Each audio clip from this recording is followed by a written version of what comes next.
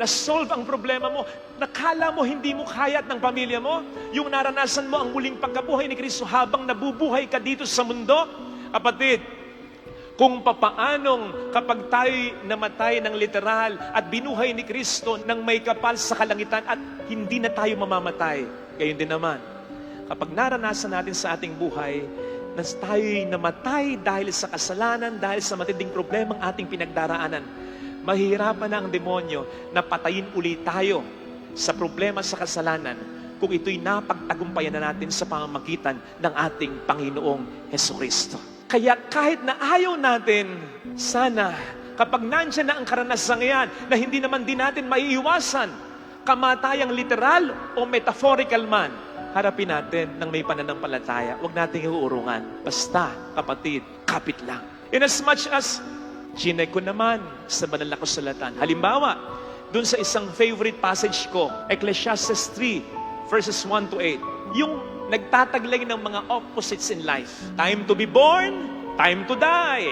Time to heal, time to kill. Time to plant, time to uproot the plant. 14 opposites in life.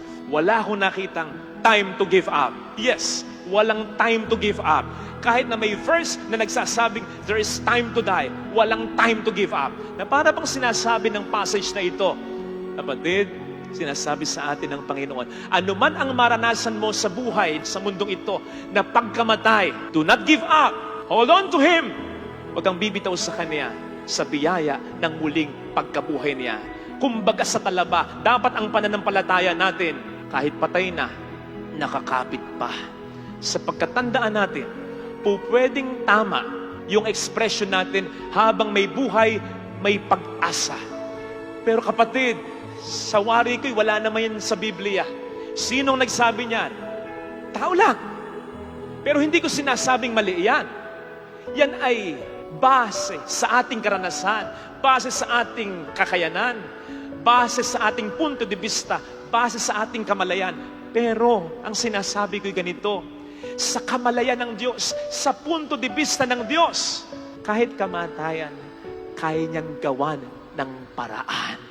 Kaya wag mong sasabihin sa Panginoon yung expression, habang buhay, may pag-asa o may buhay, may pag-asa. Kasi sasabihin niya sa iyo, kahit sa kamatayan, kaya kong lagyan yan ng pag-asa. Natatandaan ninyo kung paano niya itinuring yung kamatayan ng babaeng anak ni Jairo? Anong sabi niya?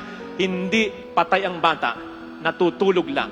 Natatandaan ninyo kung paano niya binuhay na magmuli si Lazaro? Hindi niya sinabing, Lazaro, mabuhay ka. Ang sabi niya, Lazaro, lumabas ka. Sapagkat para kay Kristo, kahit kamatayan pa yan, pagtulog lang yan. Or, kayang-kaya niyang gawan ng paraan. No wonder, bago namatay si Jesus sa krus, natatandaan niyo yung sinabi niya? Ang sabi niya, it is finished. Hindi niya sinabing, I am finished. Ang sabi niya, naganap na, tapos na. Hindi niya sinabing, tapos na ako. Tapos na maliligayang araw ko. Pagkatapos nito, wala na. No? Ang sabi niya, it is finished. Ano yung it is finished? Hindi siya, kundi yung pinapagawa sa kanya ng Ama. Siya, hindi siya, sapagkat alam niya, kahit siya'y mamatay, siya'y muling mabubuhay. Kaya sana, kapatid, ganun din tayo. Ano man ang maranasan nating pagkamatay sa buhay na ito, harapin natin ang may pananampalataya sa Diyos at huwag na huwag nating sasabihin, tapos na ako. Manapang sabihin natin, tapos na ang kaya at dapat kong gawin. Ang Diyos naman ang gagawa para sa akin. Sapagkat anuman ang hindi ko kayang gawin, ang Panginoon ko ang siyang gagawa kay kilos para sa akin. Kapatid, nasa mga paa, nasa mga legs, nasa mga arms, nasa mga kamay mo pa rin ang paraan. Father, akala ko ba mayroong hangganan ng aking kakayanan? Yes! Pero bakit nasa sa akin pa rin ang paraan? Ganito yon. Ang tanging paraan kapag wala nang nangyayaring maganda sa kabila ng mga ginagawa mong pagsisikap, nasa mga kamay mo pa rin, nasa mga arms mo pa rin, nasa mga legs mo pa rin, nasa mga feet mo pa rin, ang gawin mo, yung feet na yan, yung legs na yan, ibaluktot mo mo, lumuhod ka. Yung mga arms na yan, yung mga kamay na yan, itaas mo, sumuko ka sa Kanya.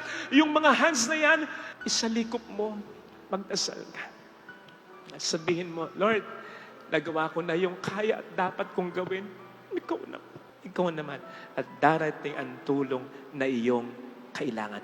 Doon mo mas mararamdaman ang katotohanan. Doon mo aangkinin ang katotohanan ng kanyang muling pagkabuhay sapagkat sa iyong pagkamatay, sa kasalanan, sa problemang pagdaraanan, muli kanyang bubuhayin because just when you're about to give up, He will hold your hand, hold you up, and tell you, do not give up, stand up.